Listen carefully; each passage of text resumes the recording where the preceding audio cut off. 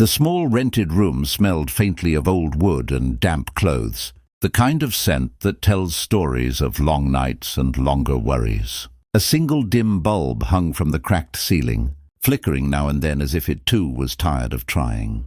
Sarah sat on the floor near the worn-out mattress, her arms wrapped around her daughter Mia, trying to shield her from the cold creeping through the thin walls. It had been 3 days since they last had a full meal. The little girl's stomach grumbled softly, but she didn't complain, not because she wasn't hungry, but because she had learned too early that complaining didn't change reality. She rested her small head on her mother's lap and looked up with innocent eyes full of longing and confusion. "Mommy," she whispered, voice trembling not from fear but from hope, slowly fading. "Do you think God forgot us?" The words hit her mother harder than any hunger ever had. Sarah froze, a lump rising painfully in her throat. She wanted to tell her daughter that everything would be okay, that God was watching, that help was coming. But the truth was, she didn't know. Her husband had passed away a year ago in a tragic accident, leaving her with debts, grief, and a life she never learned to navigate alone.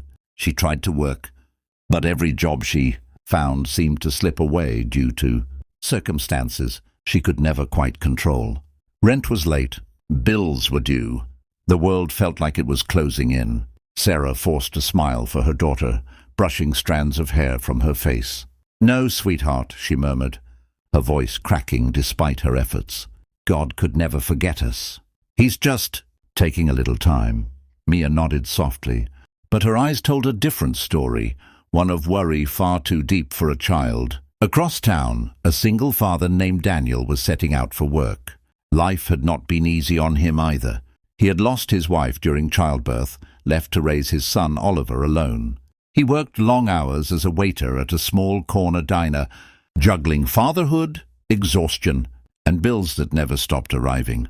But unlike many, Daniel never allowed bitterness to root itself inside him. His heart was tired, yes, but still kind.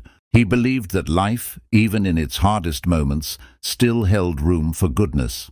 That belief kept him moving. On that day, the rain poured heavily, and the streets shimmered in the streetlight's reflection. Sarah wrapped her daughter in the thinnest jacket she owned and stepped outside. To look for work, food, anything. But the world didn't seem to care. Doors shut, eyes turned away. People hurried past with umbrellas and warm coats, unaware of the silent desperation right beside them. As they walked, Mia's legs grew heavy, and Sarah picked her up, though her own strength was fading.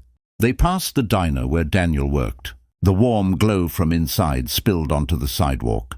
The sight of people eating, talking, laughing, something that used to feel normal now, felt like something from another world. Mia tugged gently at her mother's sleeve. "Mommy, it smells good." Sarah closed her eyes as guilt washed over her. She had no money, not even enough for bread. She whispered, "I know, baby. Come on." But fate had other plans.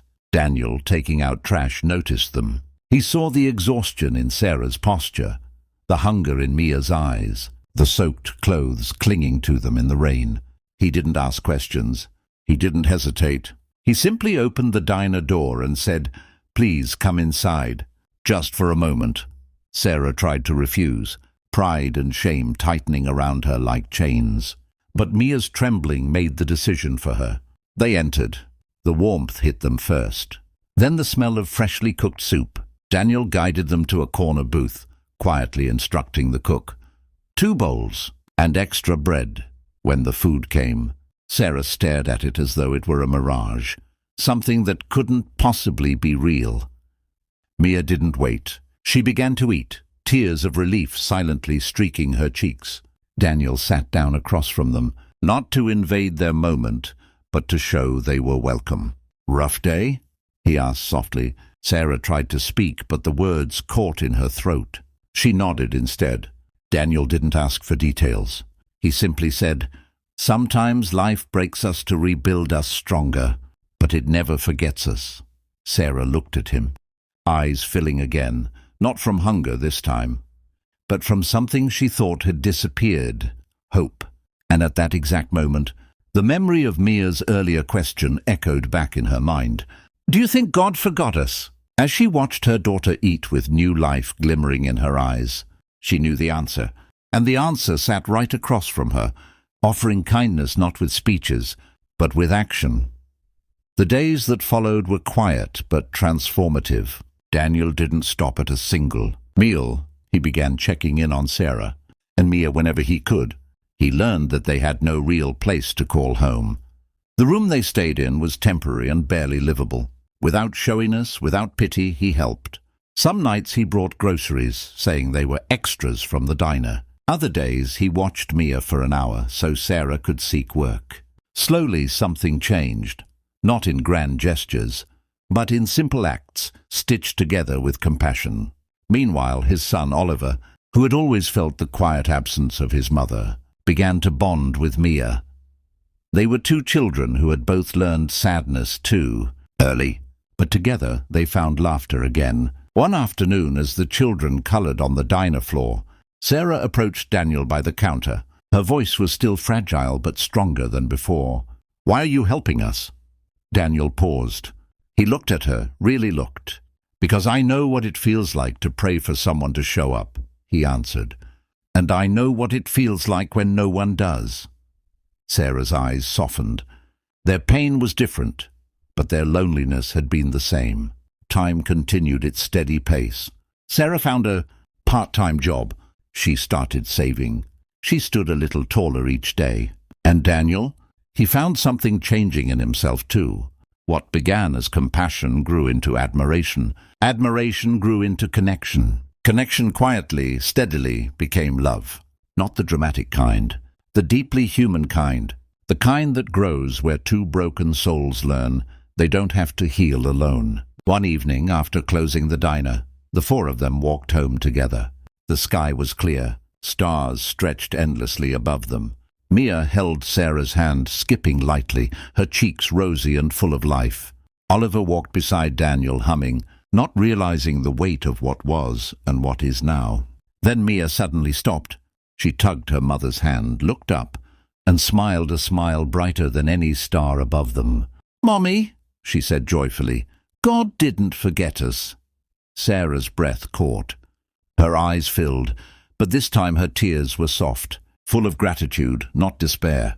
She looked at Daniel, and he simply nodded, as if to say, "He never does." Sometimes his answers just looked like people. Time passed. The children continued to flourish. Sarah and Daniel continued to stand side by side, not saving each other, but growing with each other. And in that little corner of the world, two families that once felt forgotten became one. Family that learned how love rewrites stories. As for the world watching, for those who have felt unheard, unseen, or abandoned, this story whispers a quiet truth. Help comes. Hope returns. Love finds a way. Never stop believing in the goodness that still exists. Sometimes the answer to your prayer is already walking toward you. Just hold on.